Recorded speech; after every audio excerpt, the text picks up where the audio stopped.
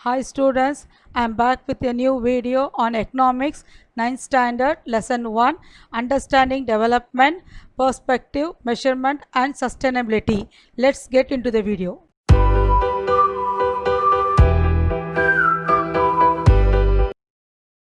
Let's see the objectives. To know the meaning of development, to know the indicators of economic development, understand the meaning of economic development, to know the policies for sustainable development, to know about the environmental policies in India. Let's see the synopsis. Introduction, different perspective about development, indicators of economic development. Under this, we are going to learn net national product, per capita income, purchasing power parity, human development index, sustainability of development, policies for sustainable development, environmental policies in India. Let's see the introduction. The word development is referred to the progress of a particular field or a particular person. Similarly, the economic progress of a country is known as economic development. Economic development first became a major concern after World War II.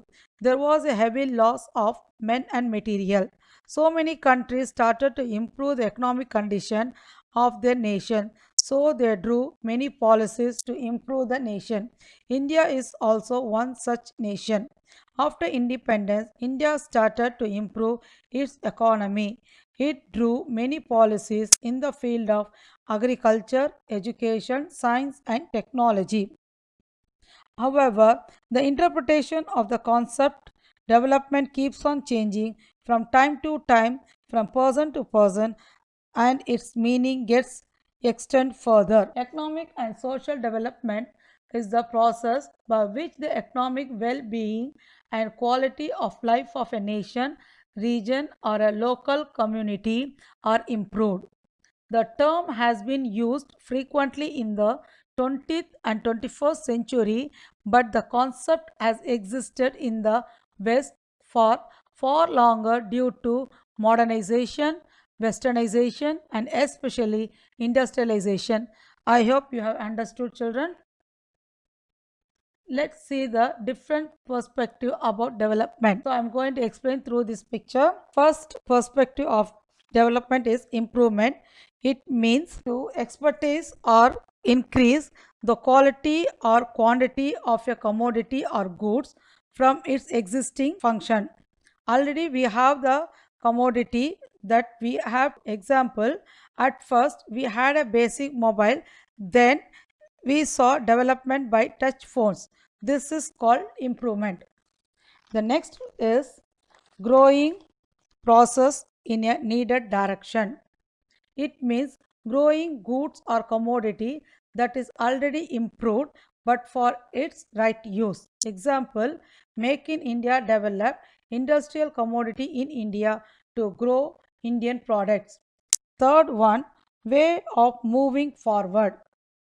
It means making use of goods and service or commodity in such a way that it leads to development, that is discovering, making use of resource available in our country for further development.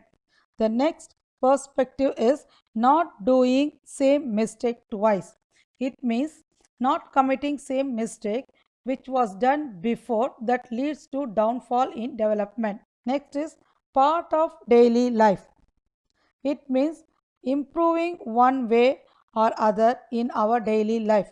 That is gaining knowledge, it is improvement in our daily life. Next perspective is advanced. Means once or one's country grow in any field. Example, advancement in military power, maintain its border. Next, grows within. It means developing one's or one's country internally. Next, never ending process. It means growing one's or one's country such that it grows infinitely. Bettering yourself. It means improving standard of life. Example, peaceful life and shelter. Freedom to grow. It means one's right to grow or develop himself or herself. The last one is a progress. It means sustaining growth or development in one's life.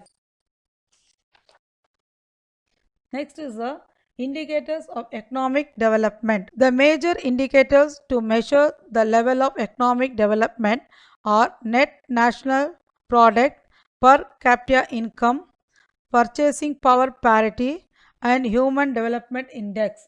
First one is the net national product. Net national product, that is NNP, is considered as a true measure of national output. It is also known as national income. National income is defined as the value of total goods and service produced within a geographical boundaries of a country during a specific period of time, normally a year. It is known as gross domestic product GDP. Income itself is considered to be one of the indicators of economic development. Countries with higher income are considered to be more developed than those with lesser income. So income itself is considered to be the one of the indicator of economic development. Next is the per capita income. However, for comparing the development of various countries, total income is not satisfactory measure. The average income is calculated by dividing the country's total income by its population. The average income is also called per capita income.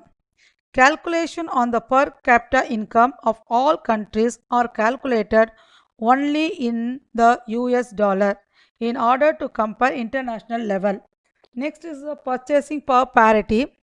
Purchasing power parity is defined as the number of units of a country's currency required to buy the same amount of goods and service in the domestic market as $1 would buy in the USA. That is, measurement of price in different countries that use the prices of a specific goods to compare the absolute purchasing power of the country currency.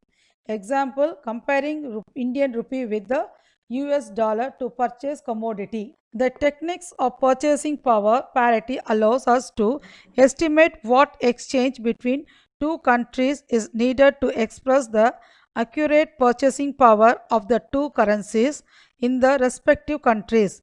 Recently, India became the third largest economy in terms of PPP, that is, purchasing power parity. China became the largest, defeating the US to the second position. Next, let's see the Human Development Index, that is HDI. Human Resource Development means the development of a person's physically and mental ability through education, healthcare, and training. Human resource is necessary for the progress of any country. Human resource is necessary for the progress of any country. The term human resource refers to the collective ability of people which can be utilized in the production sector. Human Development Index, which indicates all around development of a people in the society. In the past, economists believed that the rate of economic growth of a nation could be increased only by increasing investment in physical capital, but they have realized over time that investment in human capital is as important as investment in physical capital. Human resource is necessary for the progress of any country. Next, sustainability of development. Sustainable economic development is taken to mean development without damaging environment and not compromising with the needs of future generation. That means when you do the development, we should not damage the environment and we should not take it as granted. Sustainability of development is comparatively a new area of knowledge in which scientists, economists, philosophers, and other social scientists are working together. Natural resources can be divided into renewable resources and non-renewable resources. Renewable resources are replenishable, that is, we can use again and again. Resources are pollution free and environment friendly. These resources take a short time for renewal. Example, solar energy, wind energy, water, wood, paper. Non-renewable resources are non-replenishable, that is non-renewable resources pollute and damage the environment. Millions of years are needed for the formation of these resources.